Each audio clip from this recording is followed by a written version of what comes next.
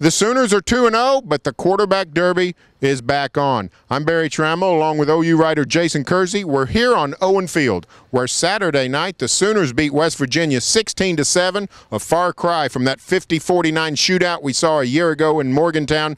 But the big news, the quarterback derby is back on. Trevor Knight goes out after 3 quarters. Blake Bell comes in, gets the save, if you will, after two second-half interceptions thrown by Trevor Knight.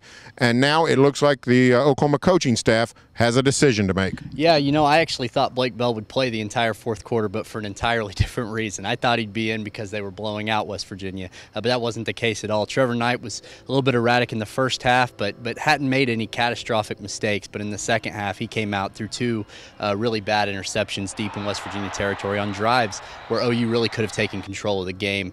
And gotten some separation.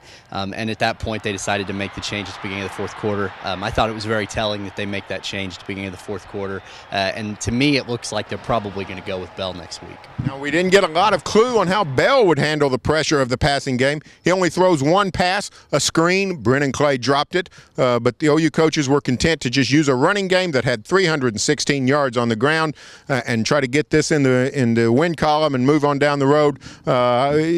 Any signs we take from Blake Bell coming in and sort of managing the game, just running basic power offense, not throwing the ball. That's what I thought was so interesting about it, because Trevor Knight could have stayed in the game and handed the ball off a bunch of times, and that's all Blake Bell did. So the fact that they made that move to me is a pretty clear sign that they were unhappy with the way Trevor was playing, and that they're going to at least consider a change. And you know, they wouldn't commit to that in the post game. They said they got to look at things, and they got a lot of things to think about, but the fact that they made that decision when they did, to me, is a pretty clear sign that they're thinking about going with Bell. And the quarterback situation, very frustrating for this Oklahoma team, because everything else is working so well. The running game, fantastic. The defense has given up 7 points in 2 games, and that on a 75-yard run. Dreamius Smith, West Virginia tailback, broke 2 tackles. Beat OU to the corner, scored early in the game, but other than that, the Sooner defense really stiffened, played West Virginia well.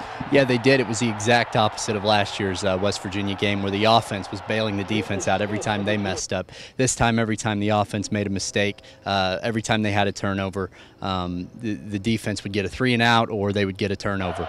They'd get the ball right back. It was a very impressive performance by the defense, and you know, it's hard to tell, just like last week with Louisiana Monroe. It's hard to tell just how good West Virginia really is, but the fact that OU's defense has played so well and been able to stop people is really a good sign.